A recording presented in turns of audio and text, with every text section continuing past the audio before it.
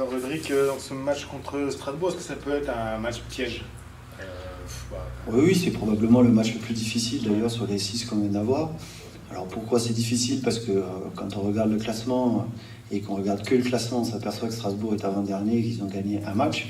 Et quand on regarde un peu plus en profondeur, on s'aperçoit que le match gagné c'est contre Limoges. Et on sait très bien que Limoges c'est une grosse équipe. Et quand on regarde les images de ce match-là, on s'aperçoit que Strasbourg a fait un gros match et que forcément le match de vendredi sera extrêmement difficile.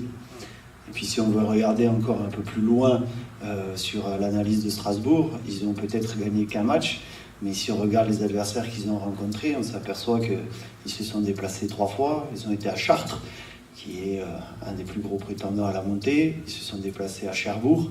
Et Cherbourg, on sait comme c'est difficile d'aller gagner là-bas.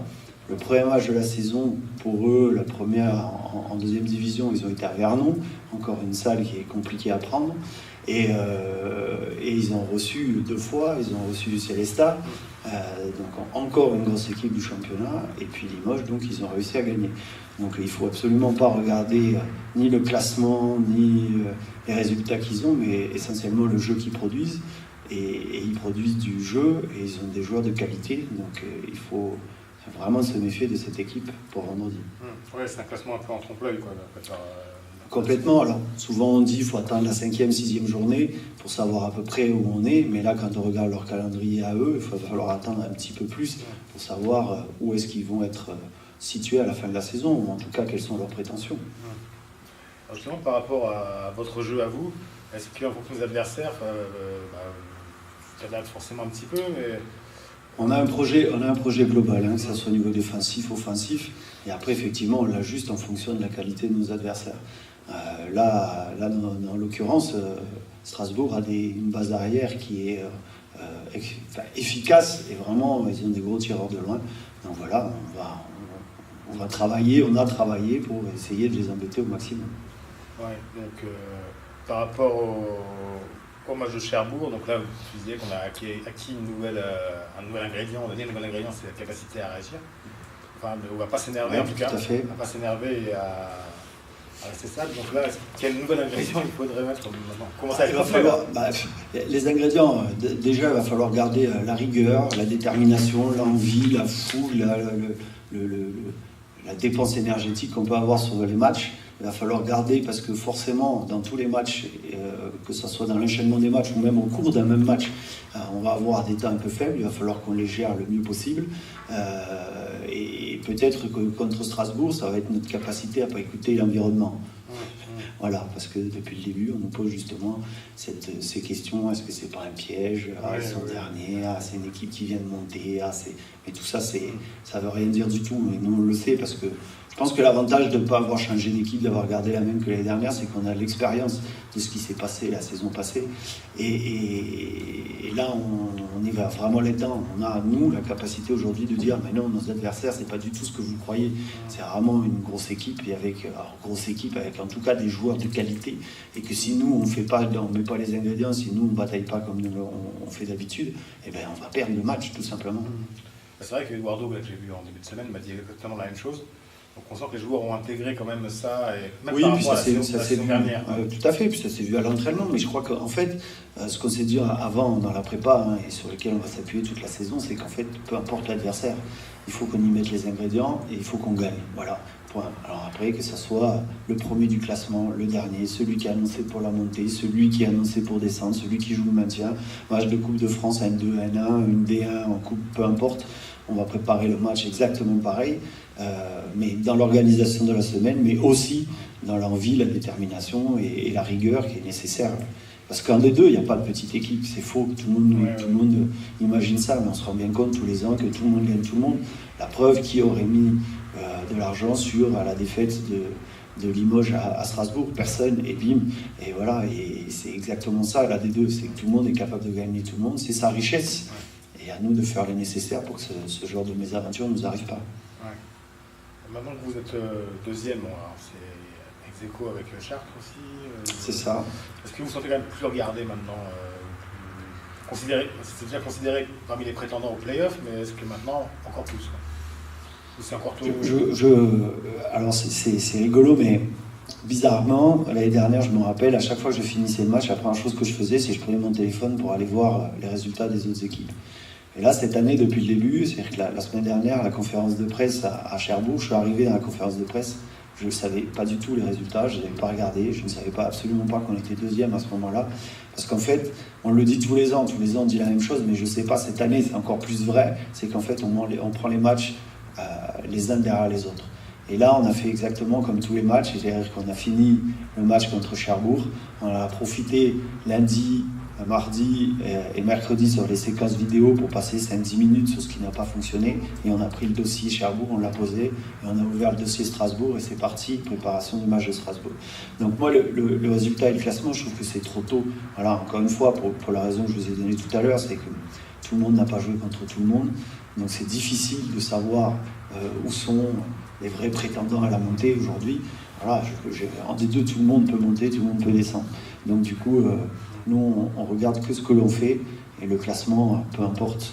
Voilà, j'ai regardé, par exemple, le résultat d'hier soir, parce qu'il y avait des matchs hier soir, mais je les ai regardés très tard. C'est-à-dire que je n'étais pas accroché en disant pourvu qu'un tel perde, pourvu qu'un tel perde. Moi, le seul truc qui m'intéresse, c'est que demain, on soit prêt, on soit bon, et qu'on soit capable de gagner Strasbourg.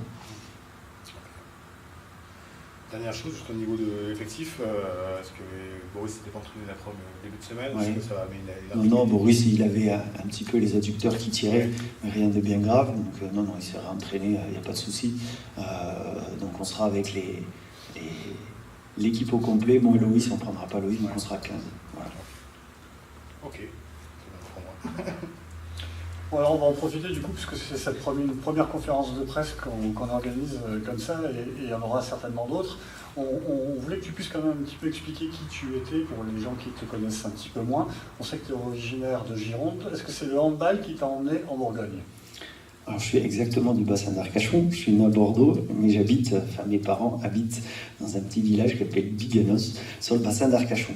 Et c'est absolument pas le handball qui m'a amené en Bourgogne, c'est les études. Voilà, j'ai passé un DUT Sciences et Génie Matériaux à Chalon-sur-Saône, et c'est pour ça que je suis venu à Chalon et absolument pas pour le handball. Est-ce que tu peux nous donner en quelques mots comme ça un petit peu ton cursus au niveau du handball? Alors tu veux parler d'entraînement ou tu veux parler de moi en tant que joueur? Justement, on part du jeune joueur qui devient aujourd'hui entraîneur d'une équipe professionnelle. Alors moi le handball je l'ai pratiqué en loisir total, voilà. C'est-à-dire déjà j'ai commencé très tard, j'ai commencé en 4e. J'ai découvert le handball parce que dans mon village, à part du foot et du rugby, il n'y avait pas grand-chose. Donc je l'ai découvert à l'école, au collège, grâce à l'UNSS. Voilà. Et j'ai signé dans mon premier club, je crois, je devais avoir 14 ans, dans un club qui s'appelait Arcachon-La Teste, Altussa à l'époque même. Voilà, donc j'ai passé cadet, junior, ça s'appelait comme ça. Et après, j'ai dû jouer en excellence régionale, niveau à peu près comme ça. Voilà. Et puis après, je suis parti donc pour raison scolaire et pas du tout handball. J'ai signé à Chalon-sur-Saône sans rien connaître de ce club. J'allais faire mes études à Chalon, donc j'ai signé dans le club de Chalon. Et à Chalon-sur-Saône, ça joue en National 2. Alors j'ai commencé avec l'équipe réserve et j'ai fini les 2 dernières saisons, je crois, à jouer en National 2. Mais quand je dis je jouais, je participais beaucoup à l'entraînement. J'étais tout le temps présent, mais j'avais pas énormément de temps de jeu. Voilà. Donc ce qui crée quand même la grosse différence entre l'entraîneur qu'on avait finalement les années passées et l'entraîneur que l'on a aujourd'hui. Et justement, ça me permet de rebondir en te demandant, mais est-ce qu'aujourd'hui on peut parler d'une nouvelle ère justement pour cette équipe du DMH? Alors effectivement, si vous comparez mon parcours sportif avec celui de Jackson et Carson, oulala, ça va être compliqué. Moi, je ne pense pas que c'est une nouvelle ère à Dijon, puisque moi, ça fait 12 ans que je suis dans le club. Et ça fait 7 ans que je suis dans le staff de l'équipe première. Donc en gros, on est plutôt sur la continuité. Et là, on le voit, et Eduardo l'a dit d'ailleurs dans l'article qui est passé dans la semaine. Nous, on a pris la suite de Jackson avec Sam. On n'a pas coupé, voilà, Zorro est arrivé, pas du tout. Nous, on a pris la suite.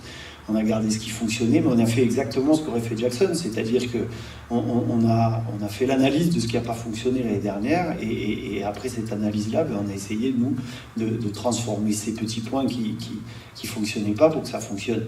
Et ce qui marchait, on l'a gardé, voilà. Et donc c'est pour ça, une nouvelle ère, non, c'est la continuité de ce qui se faisait au moins les 3 ans où il y avait Jackson. Alors toujours dans cette continuité, forcément, donc ça fait de très nombreuses années en même temps que tu travailles avec Sam. Est-ce qu'aujourd'hui, si Samuel Péco n'avait pas été là, est-ce que tu aurais quand même accepté le poste ou impossible de casser le binôme? En tout cas, on avait vraiment envie de travailler ensemble. Ça, c'est une certitude. Et quand Jackson nous a annoncé son départ, la première chose qu'on a fait avec Sam, c'est de se dire on a envie de bosser ensemble, on a envie de continuer le travail qui a été fait. Qu'est-ce qu'on peut proposer au club, nous, pour que le club accepte de nous garder? Voilà. Donc à partir de là, même pas été envisagé à un moment donné de travailler sans Sam. Et je pense que Sam, c'est la même chose, elle n'envisageait pas de travailler. Enfin, en tout cas, on était vraiment on a envie de continuer, parce qu'encore une fois, on était trop l'année dernière, Jackson a fait le choix de partir, et nous, on avait vraiment envie de continuer tous les deux cette aventure qu'on avait commencé 3 ans plus tôt sur le groupe 1, mais qu'on avait déjà vécu sur le groupe 2 à l'époque. Donc, est-ce que, je ne sais pas, je ne pourrais pas répondre à ça, parce qu'on n'imaginait même pas que ça puisse se passer autrement. Alors, quand on reste justement dans la continuité au travers des entraîneurs, mais aussi continuité au niveau du groupe, puisqu'on s'aperçoit que finalement, ça fait de très nombreuses années qu'un gros noyau dur reste en place au niveau du DMH, et pourtant, certains ont déjà été contactés par de nombreux clubs, mais leur préférence est restée à Dijon. Est-ce que tu peux nous expliquer finalement l'état d'esprit des joueurs et comment vous avez réussi justement cette prouesse de faire perdurer ce groupe? Ça, il faudrait poser la question plutôt aux joueurs, de pourquoi ils restent alors qu'ils ont des propositions ailleurs. Après, nous on sait ici qu'on a les conditions, même si c'est pas toujours facile, on a quand même des conditions de travail, avec notamment le CEP, moi je tiens vraiment à signaler, Centre d'expertise de la performance, la structure qui fait notre préparation physique, ça n'existe nulle part. Moi, je suis sûr qu'il y a des clubs de Ligue 2 extérieurs qui n'ont pas les conditions de préparation physique qu'on a. Et ça pèse, c'est ce genre de choses. On a quand même un palais des sports, malgré tout, qui donne envie de s'entraîner, de jouer, etc. Donc, globalement, on a quand même des conditions pour rester ici. Après, si vous voulez en savoir plus, il faudra poser la question aux joueurs. Ça fait maintenant quand même quelques années qu'on va flirter un petit peu avec la Star League à chaque fois. On s'arrête sur la dernière marche du podium. Est-ce que cette année, on peut dire que c'est vraiment un objectif? Alors, l'objectif du club, c'est les playoffs. L'objectif du groupe, c'est plutôt de participer au Final Four. C'est-à-dire qu'on a ces playoffs, donc finir dans les 6. Mais on a aussi cette volonté, nous, d'aller voir ce que c'est que ce Final Four. Quand on nous dit Final Four, tout de suite, on pense au Final Four de la Champions League. Alors évidemment, ça n'aura rien à voir. Mais pour y avoir assisté l'année dernière, pour avoir été à Cologne, voir ce Final Four, mais c'est quelque chose de magnifique. Et on a envie de vivre ce genre d'aventure quand on est sportif. Donc là, on a la possibilité, à notre petit niveau, au niveau des deux, d'y participer. Donc on a tous envie d'y participer. Après, ça veut dire quoi? Ça veut dire que, vous avez vu sur le règlement, mais le premier, le deuxième, a la certitude d'aller au Final Four. Donc en fait, ça ne nous bloque en rien. C'est-à-dire que là, aujourd'hui, on peut finir entre premier et 6e. Et nous, le but du jeu, c'est de gagner tous les matchs. Voilà. Donc on veut gagner les matchs, on veut enchaîner les victoires, et derrière, on veut participer à ce Final Four. Peu importe la place qu'on aura, il faut qu'on participe à ce Final Four. Et après, la Lidl Star League, c'est autre chose. Ça sera la cerise sur le gâteau, si ça doit arriver, ça sera la cerise sur le gâteau. Alors maintenant, depuis de nombreuses années, forcément, tu fais le tour un petit peu de toutes les salles de France avec différentes ambiances, différents publics. Aujourd'hui, à ton avis, qu'est-ce qui peut manquer à Dijon pour pouvoir retrouver un vrai public dans l'enceinte du Palais des Sports? Quand on connaît le nom du Palais des Sports, on sait que c'est un ancien handballeur et finalement, on n'a pas toujours le public qu'on pouvait attendre. Le problème, c'est qu'aujourd'hui, il y a beaucoup d'offres sur Dijon. C'est-à-dire qu'en fait, le public, il est tiré entre je vais voir le foot, je vais voir le rugby, je vais voir le basket, je vais voir le handball féminin, etc. Donc si on veut, nous, remporter le jackpot, c'est-à-dire que les gens viennent nous voir et nous soutenir, il faut que nous, on soit meilleurs que tous les autres. Voilà, donc ça veut dire qu'il faut qu'on soit meilleur sur le terrain, il faut qu'on soit meilleur autour, il faut qu'on propose un vrai spectacle. Et si on est bon et si on est les meilleurs, les gens viendront. Voilà. Et aujourd'hui, on s'aperçoit que peut-être on n'a pas la capacité à attirer le monde encore. Voilà, la salle est loin d'être pleine et le but du jeu, à mon avis, et ça c'est aux dirigeants de trouver les solutions, c'est d'essayer de faire venir ces gens et de les mettre face à un vrai spectacle. Nous, on va essayer d'être les meilleurs possibles sur le terrain, se battre le plus possible pour leur donner envie de venir nous voir jouer. Et puis tout le reste, voilà, il faut que ça devienne un spectacle, il faut que les gens aient envie de venir, et il faut qu'on soit meilleur que tous les autres sports pour donner envie à l'ensemble des Dijonais de venir nous supporter à nous. On va finir sur quelques notes un peu plus sympathiques. Je voudrais que tu nous donnes, dans ta carrière d'entraîneur adjoint, ou lorsque tu t'occupais du centre de formation, et puis maintenant avec les pros en tant qu'entraîneur principal, le plus joli souvenir que tu as pu avoir, comme ça, qui te revient tout de suite en tête.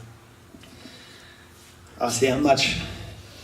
C'est la finale aller, ici contre Mulhouse, l'année de la montée. Parce que justement, le Palais des Sports était plein à craquer. Et on a fait un match extraordinaire. J'en ai encore la chair de poulet. On a fait un match extraordinaire. On a mis le feu au public. Le public nous a mis le feu. C'était une ambiance de folie. Et à la fin de ce match-là, mais c'était grandiose. Alors, on a très vite derrière dit « Oulala, il faut qu'on fasse attention », même si on avait fait plus 12, 13, je ne sais plus combien, mais on était assez large et assez tranquille. Mais ce match, cette préparation de match, même le match d'avant, la demi-finale contre Massy, c'était la première fois qu'on participait à ce truc-là. On était complètement fermés dans notre bulle. C'était quelque chose de magnifique. Et puis alors ce match, l'apothéose, ce public, ce bruit, cette ambiance, c'est fantastique. Vous savez, quand on a la chance de jouer avec ce public-là, c'est extraordinaire. Surtout quand il est avec nous. Parce que là, on l'a vécu à Cherbourg, c'est quelque chose de magique, ce qui s'est passé. Alors, j'ai regardé la vidéo, j'ai mis le son, alors que d'habitude, je ne mets jamais le son. Quand on voit la ferveur des supporters, comment ils poussent les joueurs de Cherbourg, la pression qu'on a pris quand il y a eu le 20-19 pour eux, c'est quelque chose d'extraordinaire. Alors quand c'est contre nous, on essaye de faire le dos rond, comme on dit, mais quand c'est avec nous, ça nous pousse, ça nous transcende. C'est vraiment magnifique et c'est génial. On ne va pas plomber l'atmosphère, mais du coup, ton plus mauvais souvenir? Oui, il y en a certainement plusieurs aussi, mais peut-être ces 4 mois où j'étais à la tête de l'équipe avec Elena Gropozilla et qu'on n'a pas réussi à maintenir l'équipe. Voilà, on est redescendu en 2e division et même si on savait que ça allait être compliqué de se maintenir, quand on descend, ça ne fait jamais plaisir. C'était en plus ma première descente de toute ma carrière, entre guillemets, d'handballeur, c'est-à-dire même au niveau régional, ou ça, je n'avais pas vécu de descente et ce n'est pas des moments très sympas à vivre. Merci. De rien, merci à vous.